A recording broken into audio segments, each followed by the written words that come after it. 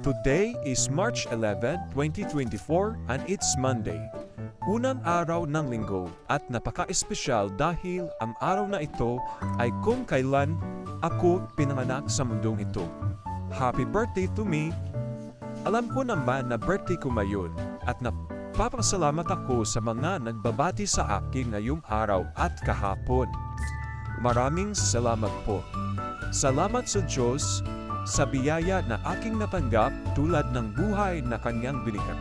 Maraming salamat, Panginoon.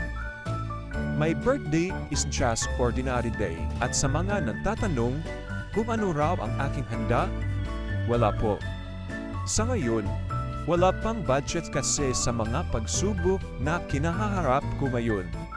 Focus muna ako doon. Di naman important ang handa, pero kung mayroon man, salamat. At kung wala man, ay di natin pipilitin para lang ipakita na mayroon tayo. Nagpapasalamat ako dahil buhay pa ako ngayon. That's a big blessings. God bless. Salamat. Bye-bye.